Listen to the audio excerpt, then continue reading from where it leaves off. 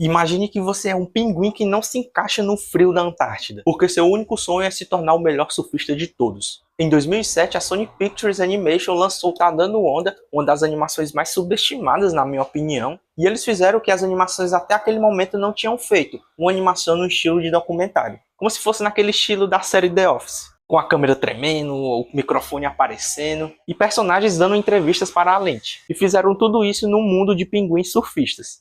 O resultado foi um dos filmes mais autênticos, engraçados e visualmente revolucionários para a época, mas que infelizmente é um pouco subestimado. E hoje eu tô aqui para falar sobre ele, né, falar o que é que eu acho desse filme, por que é que eu gosto dele, por que é que eu acho a animação 5 estrelas e comentar também sobre a ótima dublagem brasileira. Então já vai deixando o seu like e se inscrevendo para fortalecer o canal. E chega de enrolação e bora pro vídeo. Seu prego, eu não... Ai! Taca a mãe pra ver se quica, Glenn. E como eu falei, né, o filme é filmado na espécie de documentário.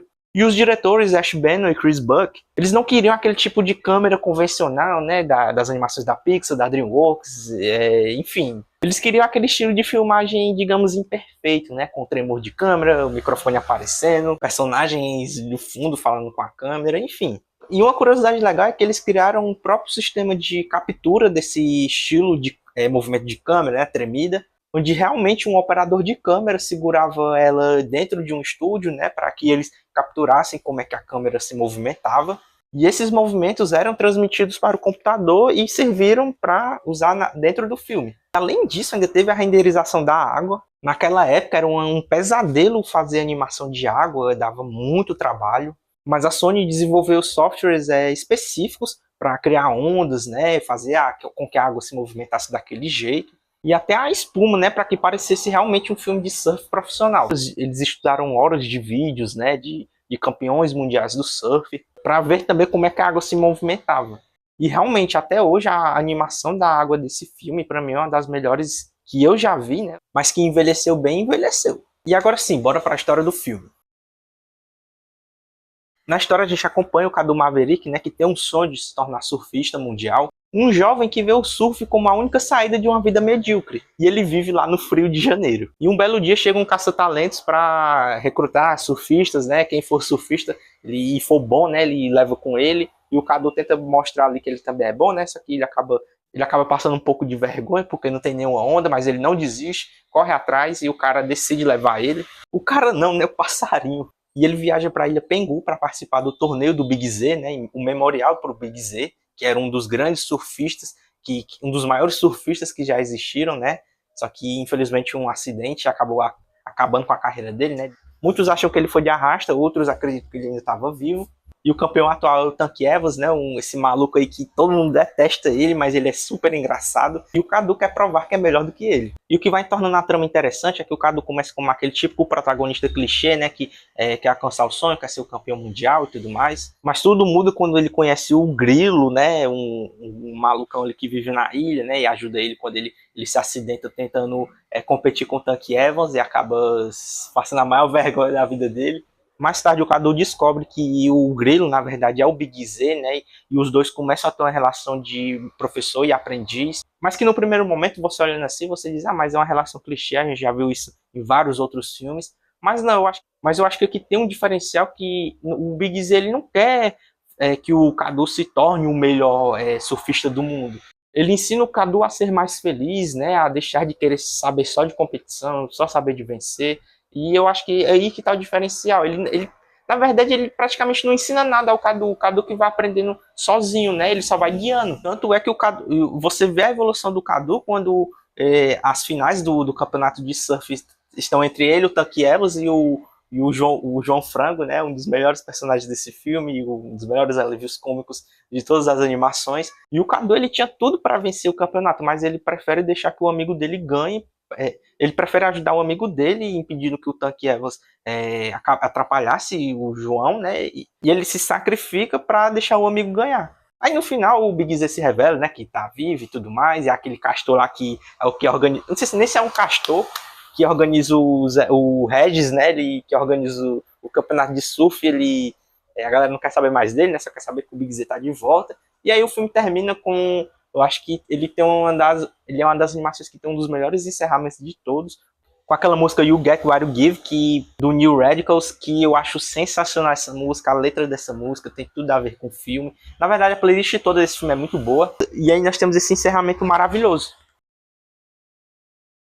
E se tem uma coisa que eu gosto nesse filme é a mensagem que ele passa, são os temas que ele aborda. E que eu sei que tem filmes que já fazem isso, né? Ele não é o primeiro filme que faz isso, né? Esse negócio do aluno, do professor, o cara que no começo do filme começa de um jeito, né? E ele tem uma evolução muito grande. Eu sei que isso não é de agora, não é dessa época. Mas ele tem um negócio, eu não sei explicar o que é que ele tem, que eu gosto muito dessa evolução do Cadu, dessas mensagens que o filme passa sobre identidade, propósito. Ele critica muito a fama, o ego. O Big Z, ele desiste porque ele acha que aquilo não faz mais sentido para ele. Vencer já estava se tornando chato para ele. Ele só queria viver uma vida em paz ali, curtir o surf dele e tudo mais. Mas tudo começou a ficar muito comercial ali. E ele aproveitou o acidente ali para assumir, né? Ele não queria mais aquilo. Na minha opinião, o que o filme quer passar aqui é que os prêmios não são importantes. O que importa é que você participou, que você se divertiu. O Cadu, no começo do filme, ele tá ali só pelo prêmio, né? Ele quer ser o melhor e tudo mais.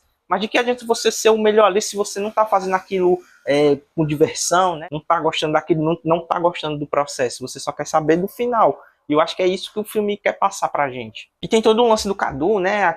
Eu acho aquela frase maravilhosa que ele fala, todo mundo critica ele, né? Todo mundo gosta de criticar ele, até a mãe dele, mas ele acha que a mãe dele critica por causa que os outros falam dele, tudo mais. Cara, essa cena é maravilhosa, esse diálogo é maravilhoso. E assim, deixando de lado as mensagens, né? A gente também tem o humor que é levado ao quadrado aí por causa da dublagem sensacional que na época foi dirigida pelo Guilherme Briggs, que teve muita liberdade. A tradução ficou por conta do Manolo Rey, né? Graças a ele também a gente tem várias piadas icônicas, piadas brasileiras, como essas adaptações, né? Frio de Janeiro, o Tacar a Mãe pra Ver Se Quica, enfim, graças a eles nós tivemos esses bordões icônicos. E claro, né, o João Frango, o melhor alívio cômico, um dos melhores das animações, né, e o alívio cômico desse filme. O personagem mais de boa que você vai ver, o cara não tá preocupado com nada. Inclusive tá aqui ele, né, e o resto da galera. Cara, que personagem sensacional. E a própria animação, eu acho uma animação muito bonita.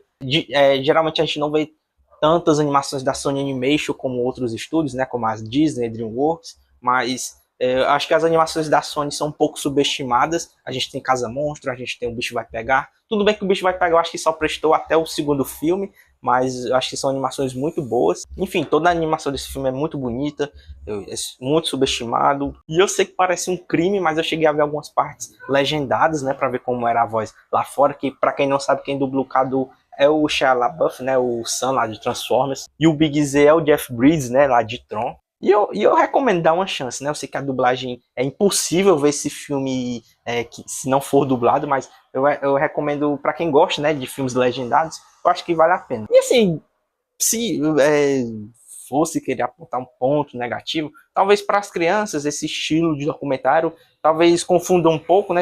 Principalmente se a criança for mais nova, né? Talvez não dê para entender ali, né?